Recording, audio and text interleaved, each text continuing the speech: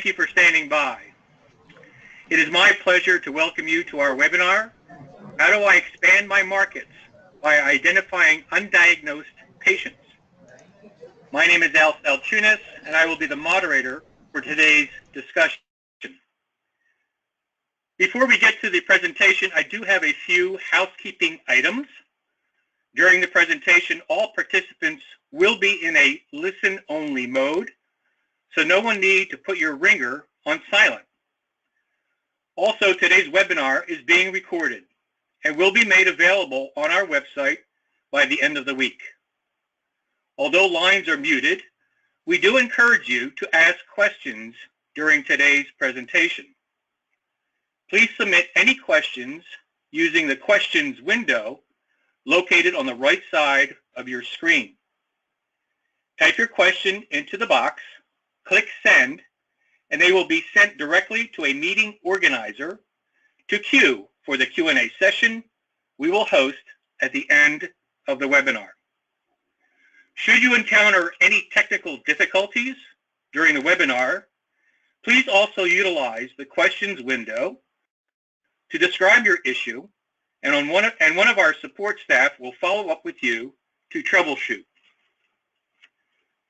Throughout the webinar, we will also have a couple of polling questions to gather your input. When we reach those points, I'll read off the question, and you'll be able to select from a list of options. With that, I invite you to sit back, relax, and enjoy today's presentation. Next slide, please. I'm happy to introduce our speaker today, John Pagliuca, Vice President of Life Sciences at SCIO Health Analytics. John leads the commercialization efforts of SCIO's advanced analytics and software as a service solutions within the life science market. He has more than 15 years of sales, marketing, and technology experience in quantitative analytics and software as a service solutions for life sciences. Without further ado, please welcome John Pagliuca. Thank you, Al, and good morning, everyone. Thanks for joining the session today. We're going to run through a handful of slides and discuss how we expand markets by identifying undiagnosed patients. Within the slide deck, we're going to cover a brief overview of SCIO, and we're going to segue into patient personas, as we call them here at SCIO, understanding the patients from a 360-degree view. Then we're going to dive into a brief case study built around a specific client and their needs. And then we're going to talk about basic potential utilization of these information for clients in the commercial infrastructure of life sciences.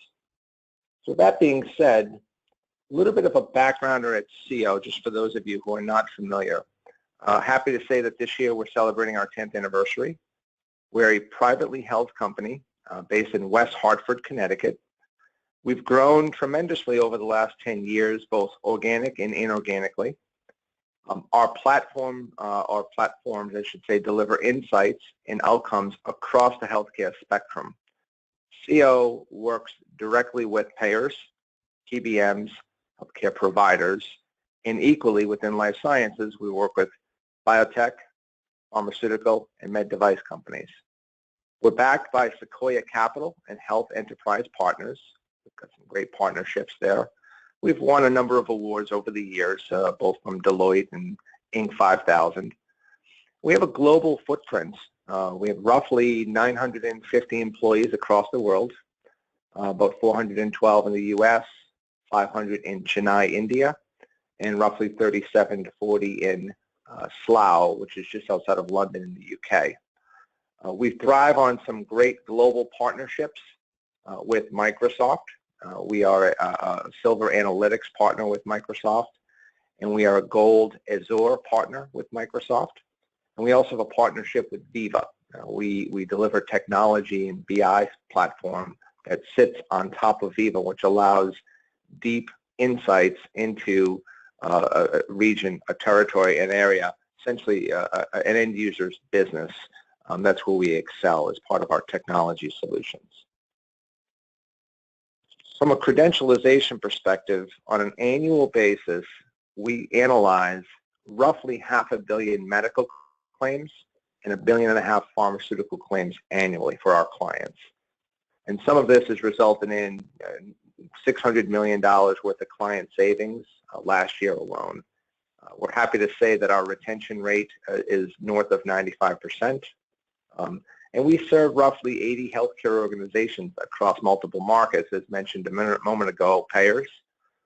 We represent 30 plus plans, representing roughly 90 million members.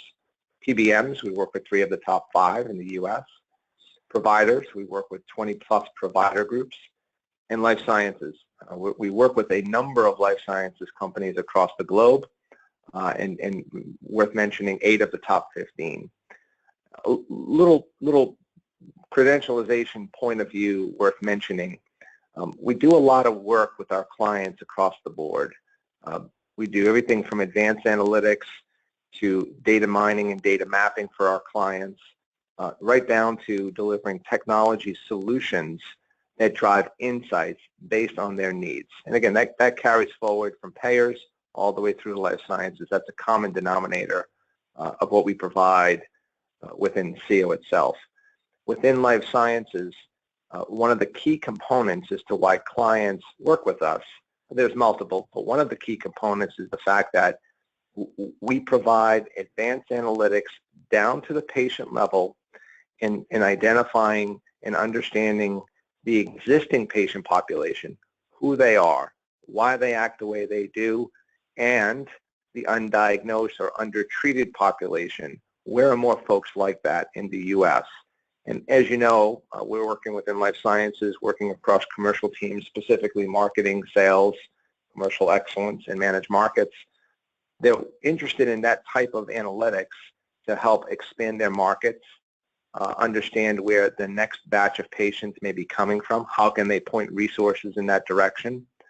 From today's world of risk-based contracting, or at least the thought of or the conversation of risk-based contracting, that becomes an invaluable conversation of, well, we understand the current patient population of who we want to potentially agree are the most at-risk patients, but where is that next batch of patients coming from?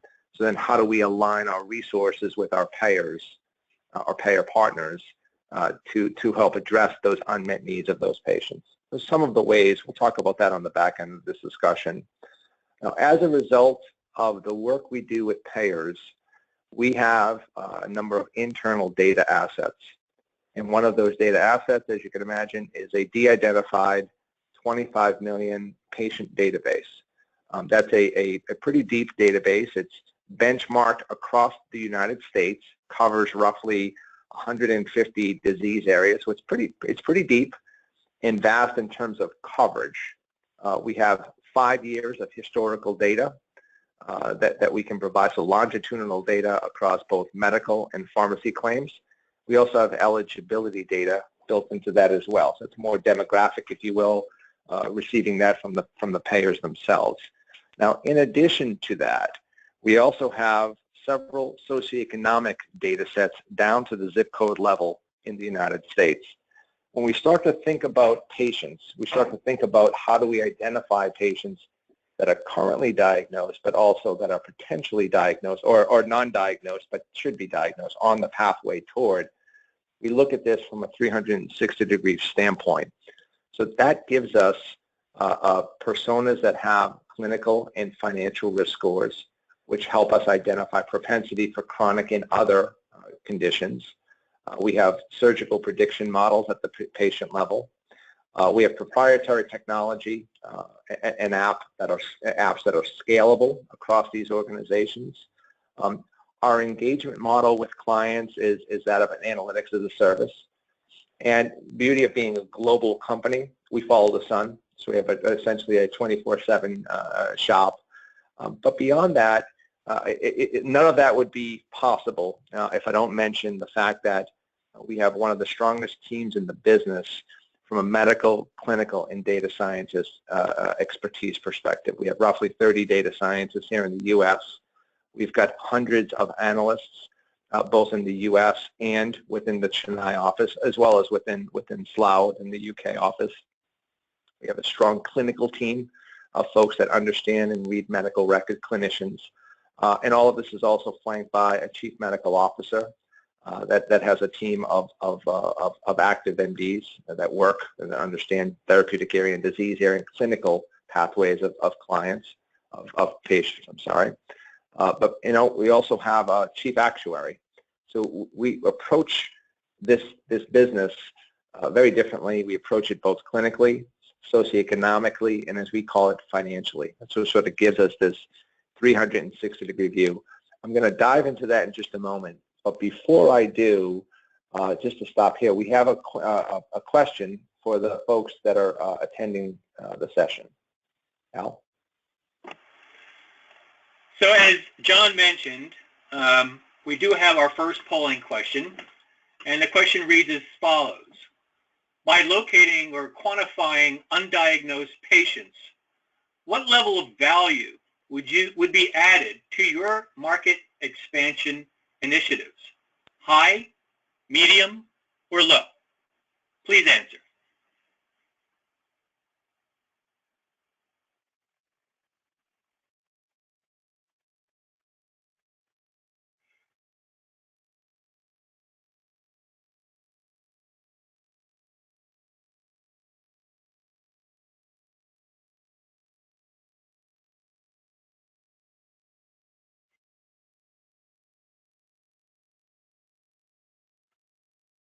Outstanding. 50% high, 50% medium. And as we go on with this presentation, you will see the value that quantifying and identifying undiagnosed patients will have in expanding your market expansion. So John, take it away. Thanks, Al, and thanks everybody for participating in the question. So we're going to take a deep dive now into patient personas as we think about the patient from a CO point of view and the benefits of understanding the patient from this perspective. So when we talk about patient personas, what we talk about is a profile as an analytic foundation of a patient. So that starts with, all of these work concurrently, but regardless, that starts with understanding behaviors and attitudes of these patients. What is the behavioral aspect of a patient, or today, a healthcare consumer? We also look at demographic and socioeconomic attributes of that patient. And then, of course, we bolt in the clinical factors, and that's the diagnosis, the procedural, the claim-based data. We also have the ability to look at cost and quality of service based on the provider themselves.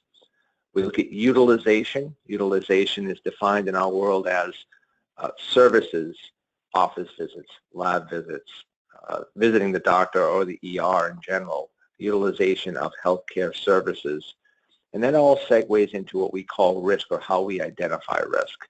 All of this information combined to create a 360-degree view of the patients in the current universe. Now, I know that our conversation today is around the undiagnosed population, but I want to take a step back for a second. I keep talking about this sort of diagnosed patient population and the patient personas, and the reason for that, and I'll say this again a little further down, you have to understand the current diagnosed patient population from what we believe this three-dimensional perspective. You have to have this full view and full understanding of the patient today, and then to understand both prospectively how that patient or those patients look in the future, i.e. the next 12 months, but then beyond that, who are the patients that are undiagnosed that share the same demographic and attributes, the same potential clinical factors, the same behaviors and attitudes. And that gives you the propensity matching to understand the undiagnosed or underdiagnosed or undertreated patient population. So when we look at this, we look at the objective of a persona. What is the objective essentially? It's a couple of things. We talk about utilizing CIO's proprietary database to build these models, which we often do for our clients. But the beauty of CIO, the beauty of our team, that we're also data agnostic. So it's not uncommon that clients would often or routinely have other sources of de-identified patient level and or RX, of course, data, including Symphony Health, Aetna, Optum, zip level demographics, the prescriber level data from Symphony and or IMS, call center and outreach data. This is something that today is a common conversation with a number of clients, thinking around every client we work with has a patient registry. Now, traditionally, and for obvious reasons, marketing and sales folks cannot access or see that information in those patient registries, those registries themselves. SCIO, we are a HIPAA compliant shop, so we actually could ingest those identified patient information and run models against those data. But regardless, in most cases, we would ingest that data de-identified based on the amount of data that's available.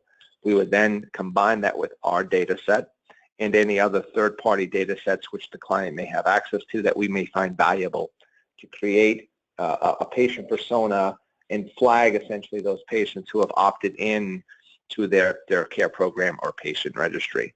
That's a hot conversation that's been happening of late. It can be very valuable to the organization to understand their current patient population, their treated patient population, and possibly their competitors' patient population. The way they look at this information and utilize it is how do we dynamically manage the risk of patient populations? Who are these folks? Where are more like them that are undiagnosed in the United States down to the zip code level? And then how do we then utilize that information from a messaging perspective to HCPs in the field? From the payer perspective, provider performance management is a common conversation, and it's a common conversation that happens today between life sciences and payers, and that's having them aligned and on the same page of how they can approach that market is valuable. This also allows for individualized treatment pathways for each of these persona types. And then, of course, most important, this ultimately leads toward greater migration toward compliance for patients. Not only can we identify and risk stratify the current universe, but we also look at who are compliant or non-compliant from a propensity perspective. But then within the undiagnosed patient population, it would be great to know that if we're going to predict where these additional patients or undiagnosed patients are, what is the likelihood of these patients being compliant and or non-compliant? So that gives them another level of insight within the undiagnosed patient population. So there's a couple of different ways in which the data are utilized today that could truly help our patients and work with our clients. A little bit of a snapshot of a patient or our persona, I should say, a patient rolled up to a persona. Balanced adults, again, generic terminology, generic SCIO terminology of a patient persona. I always joke, and I love using this slide because I always joke and say that there aren't many balanced adults out there. It's sort of tongue-in-cheek. Regardless, when we look at a persona, again, the analytics are done at the patient level down to the zip code, and then they are rolled up nationally into these persona buckets. Again, if we identify a batch of patients within diabetes, risk stratified and or undiagnosed in the Minneapolis area, as well as within Boston and Fort Lauderdale, we start to look at these folks have similar clinical and socioeconomic attributes. So they may be, in some cases, balanced adults or cost-conscious baby boomers. You see on the the right side of the screen, your typical socioeconomic factors: gender, education, home value, age, estimated income, etc. That's the socioeconomic component of this.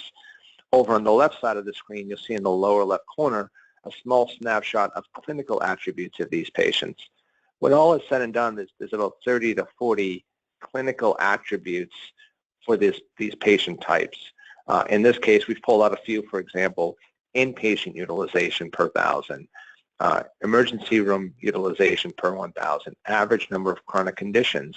The last two become very valuable metric that life sciences is adopting to that's very commonly used on the payer side, but it's commonly used to understand patients in life sciences as well. Paid amount per member per month for the ER, paid amount per member per month inpatient.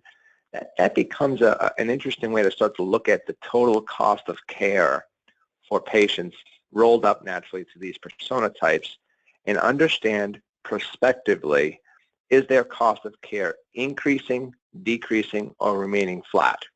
And that's an interesting conversation to have, again, on the existing patient population. But then when you start to look for the undiagnosed and identify the untreated patient population, where are those metrics moving for that cohort of patients as well? It's very valuable. It can be used in a couple of different ways across life sciences, specifically in the commercial organization, and it can be translated, again, if the conversations are having with payers, it can be translated there as well.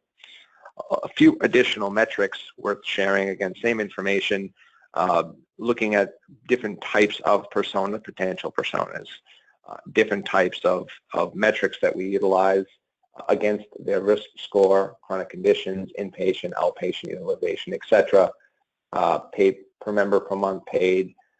This becomes a very deep level of insight at the patient level that today, again, from a CO perspective, that we find is unique, valuable, utilizable for commercial teams, and very valuable in terms of quantifying that undiagnosed patient population, of who those patients are, what do they look like, what is their propensity of being compliant, non-compliant, along with these associated metrics. So there's really a sort of a twofer in terms of the analytic approach that we provide in terms of looking at the current risk stratified patient population and the future potential risk stratified patient population.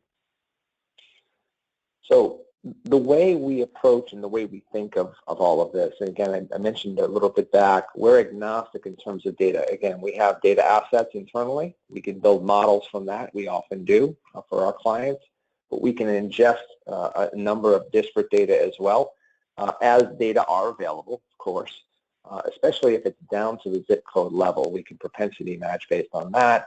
But essentially, internally, what we do extremely well is we build data marks for our clients.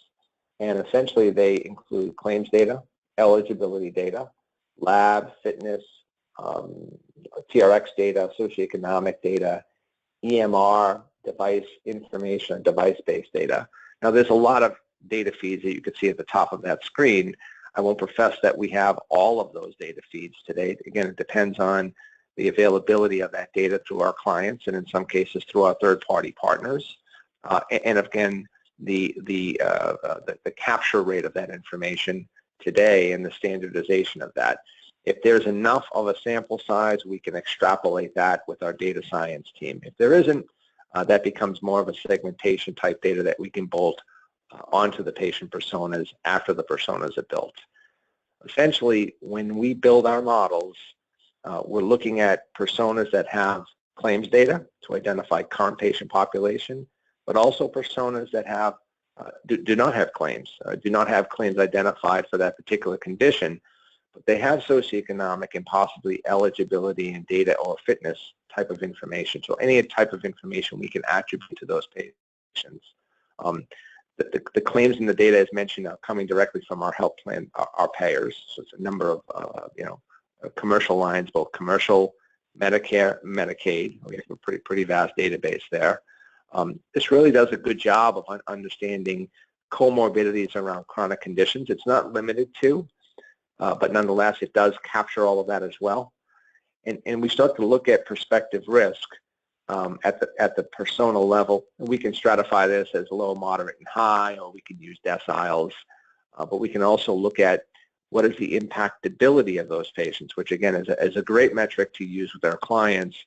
In the current patient population, if we identify high at-risk patients defined as their total cost of care and compliance, total cost of care is increasing, compliance decreasing, but the question becomes, are they impactable? Can you impact care for those patients around your given condition? And how does that segue into the undiagnosed patient population? What is the likelihood of the undiagnosed patient population listening to that messaging from HCP or from the payer? That's an immensely valuable piece of information for clients as they start to think about market expansion. So essentially, all of this information does one thing. It essentially reduces medical costs and it increases quality. It decreases cost across the board for both patients and increases quality for providers. So this is a win-win if you think about it in terms of the collaboration between life sciences and providers. Today there are HCPs that are treating these patients and how they message to one another. And then also between life sciences and payers. How do we work together to diagnose and understand these patient types and where are more like them, undiagnosed and or untreated, and how do we impact care for those patients together? So that's a valuable message and conversation that has been unfolding in the market today. Part of the reason why we talk about patient personas the way we do. That being said, before we jump into our next set of slides, which is a case study for the audience. Thanks, John. We are about to ask you to respond to our second polling question. Which of the following contributes the most to your market expansion successes? Higher compliance levels, identifying care gaps of persona types with HCPs, adding new patient starts, and number 4, all of the above. Please answer.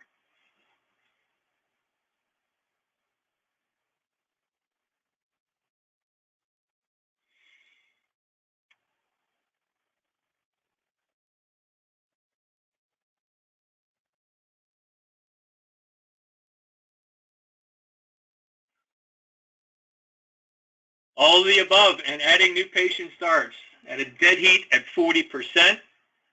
Thank you very much for responding. One quick, again, housekeeping note.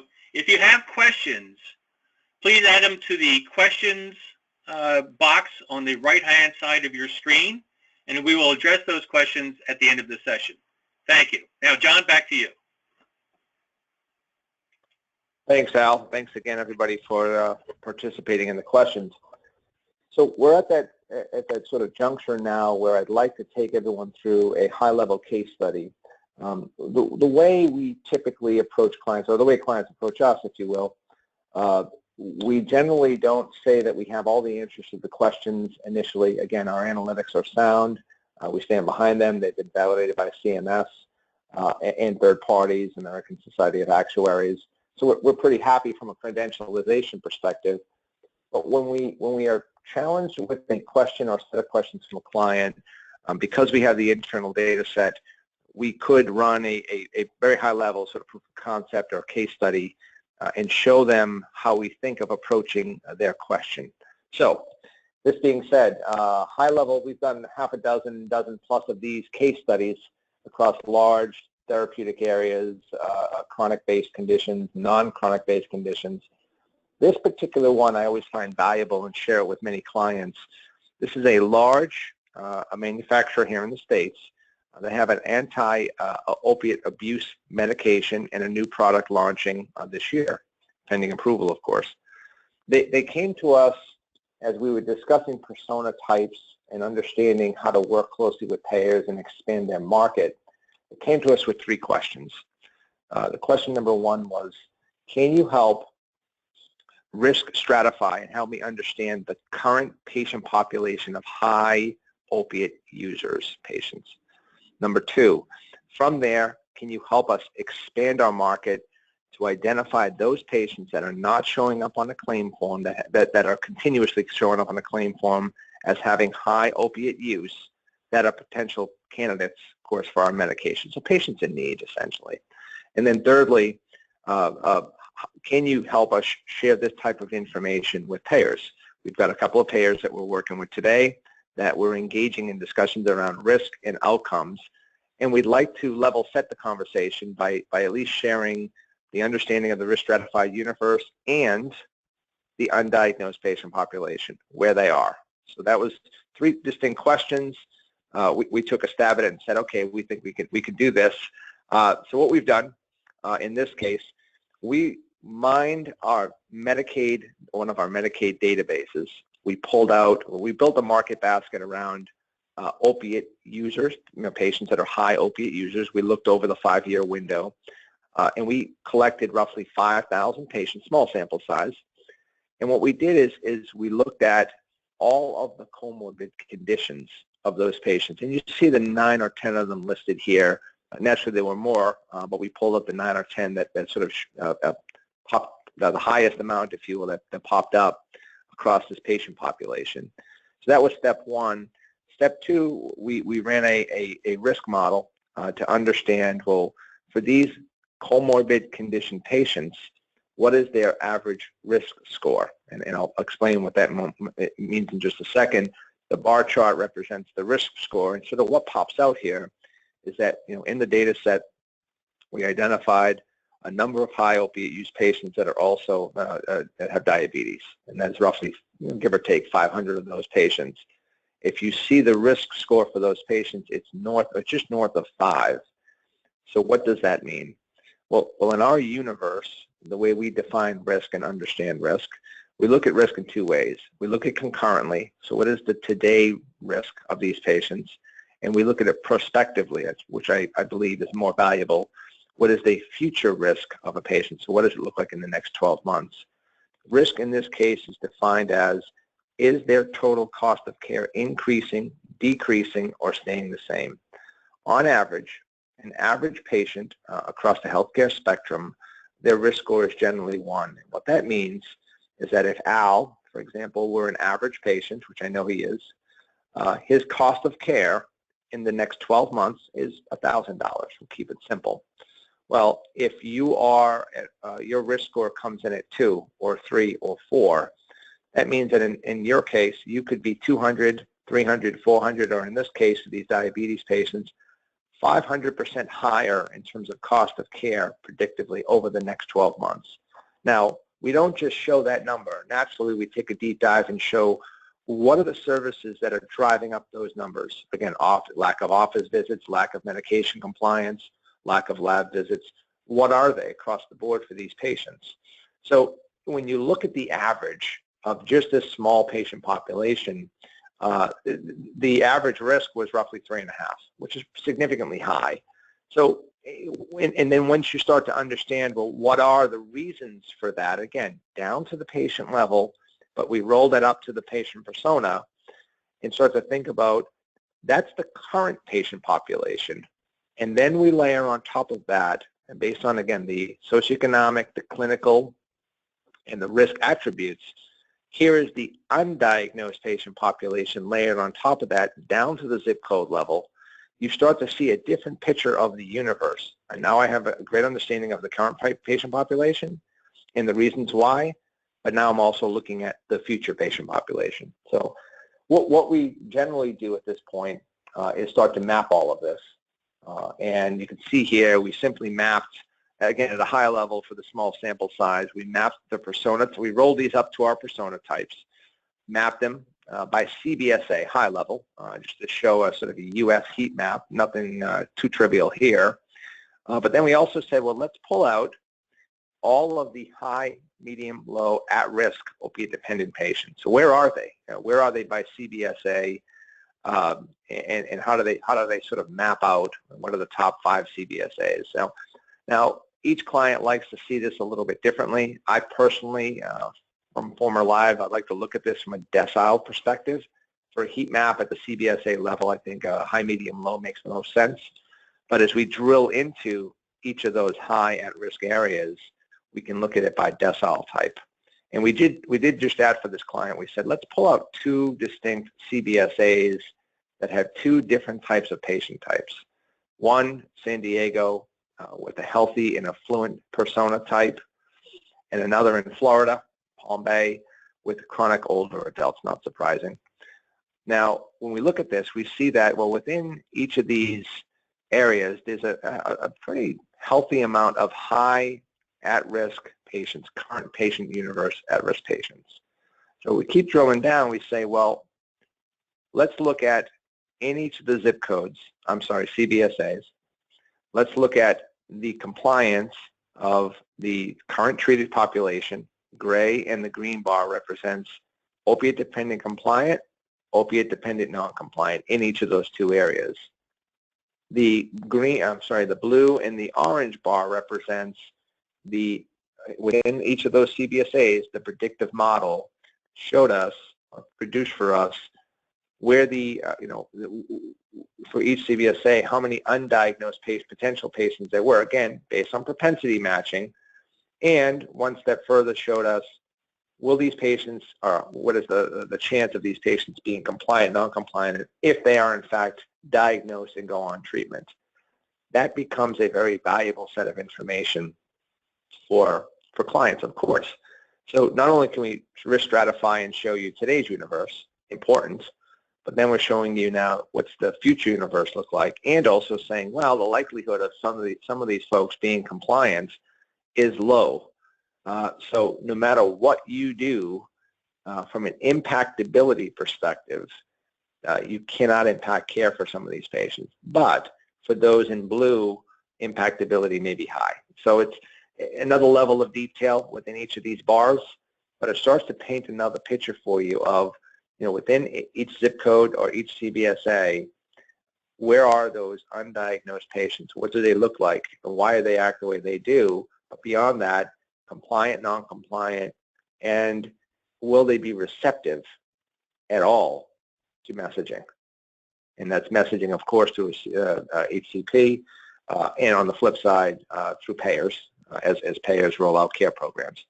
So this was sort of the aha moment. These couple of slides became a pretty deep level aha moment. Naturally, all the data are available down to the zip level, anonymized data at the patient level with all this information. There's about 30 or 40 metrics, as I mentioned on the front end of this, that provide a lot of information on understanding exactly who are these patients, why do they act the way they do, are they going to be receptive to possibly future treatment, yes or no, and essentially where are they down to the zip level. So you think about this, how do we start to direct our marketing resources instead of blanketing the U.S. with one message? We start to think about additional messages or deeper level messages pointed directly at that future patient population and hoping to generate more patient starts. All of that messaging naturally is driven from your organization to the HCP in the form of segmenting or creating or understanding the persona of the patient types within those zip codes. That type of information becomes valuable to the healthcare provider to understand the general, for lack of, demographics, both clinical, socioeconomic, financial of those patients, and they can start to work on how they think about treating those patients or addressing potential treatment of those patients down the road. So that becomes an interesting concept that's been executed with a number of clients today. This next slide is the same information, in all honesty, that you just saw, but my preference, deciles. Decile 10 down to 1, 10 being the highest value. How many of these patients are currently compliant, non-compliant, and then in terms of the untreated patient population, how many are there? Now, one of the things worth noting, and we didn't do it for this proof of concept, we're doing it as a part of our project with the client, it's pretty standard. What I didn't do in this example is I didn't break out the impactability of each of these buckets of patients. So currently diagnosed, compliant, non-compliant, and then impactability of those patients is valuable. And then same thing with the undiagnosed patient population. That becomes a valuable metric because what we find, and again, the reason why you look at the persona from a 360 viewpoint, there are reasons as to why, in some cases, very identifiable reasons as to why patients are not compliant. It might have nothing to do with, it might have to do with socioeconomic factors and have nothing to do with cost of care. It might have to do with feelings toward seeing a specialist. It might have to do with financial implications. If medication on a monthly basis is expensive, and these folks are at the lower income levels, and they've got obviously a house payment, car payment, and kids. Well, there's only, dollars can only go so far. So there are a number of reasons why you start to think about and understand, well, why aren't patients compliant? And again, could be a socioeconomic, could be financial, could be something all of the above, could be clinical, could be a general feeling towards medicine altogether. That type of information can be gathered as the model continues to run over time.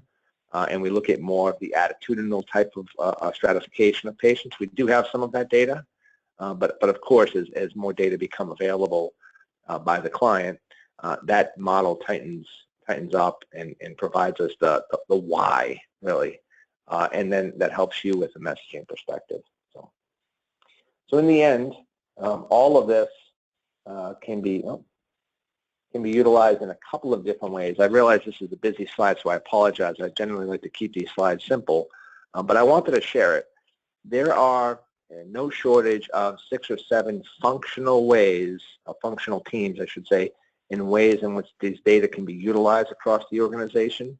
But when you think about market expansion from an undiagnosed patient perspective, marketing naturally leads the charge there. They're always looking for creative ways to identify and understand the current patient population and the undiagnosed patient population. We're more like these folks. But I won't discount managed markets and market access. Although they have no interest, obviously, in identifying patients down to the zip code level, it becomes valuable to them when they are discussing outcomes or risk-based contracts with payers in identifying how to align on what risk means to my organization versus their organization, and also understanding that if we've identified risk for this batch of diagnosed patients, we've also identified risk for the undiagnosed patients. And starts to think about how do we get ahead of these patients and messaging to them and caring for their treatment over time. That becomes a very valuable conversation with payers. I wouldn't discount that at all. I'm sure you don't. As those relationships, over the years, they haven't been the best of relationships, but they are getting better over time. And so one way of doing this is looking at the future.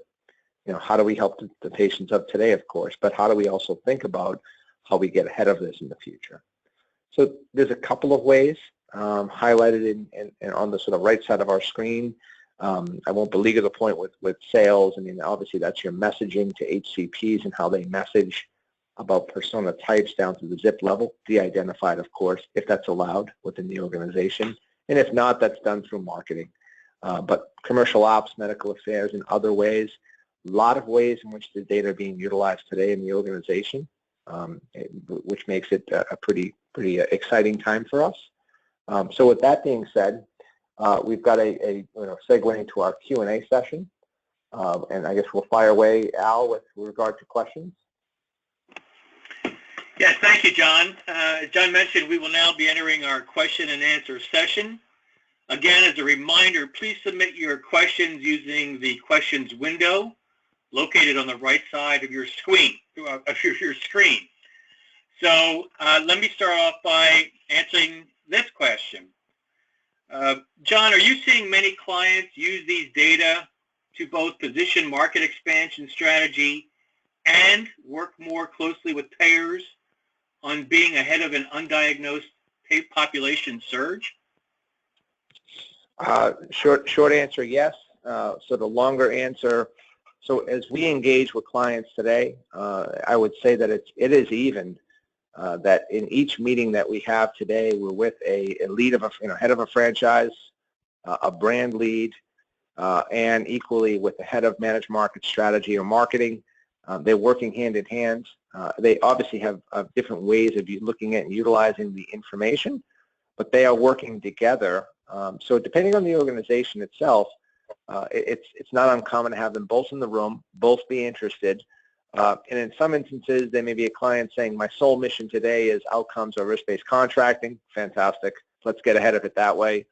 And in other instances, it might just be marketing driving the bus, saying that market expansion is a critical component to our goals in 2017 and 2018. How do we get ahead of that as well? But it is a 50-50 proposition today, whereas I can't seem to have a meeting nowadays without one, or I should say, one person from each of those teams in the room being very active in discussion. Okay. There is a question regarding our data assets. Regarding your claims data, how many patients does it contain? How far back in years of medical history? And is it representative of the United States? Sure.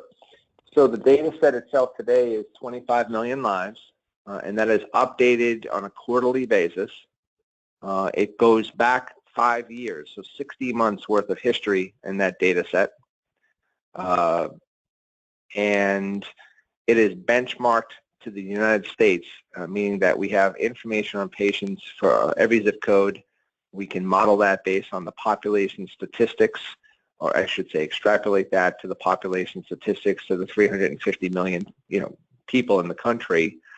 So it does cover all therapeutic areas. In all honesty, where it may thin is with rare diseases and some hospital-based products, but we haven't had many issues, if any at all, thus far, proposing and building models for clients in those spaces. So it's a pretty rich database. One footnote on that as well, we don't sell data, so we're not a, I would never profess that we are the greatest when it comes to data as compared to an IMS or Symphony Health. We are a data scientists that built this database over the years. Is statistically sound. Where we win or where we excel in the conversation is regarding our analytics. So having the data set is an added bonus for us. Okay. We do have a question as well. Comment, great job. But do you work with any clearinghouses now?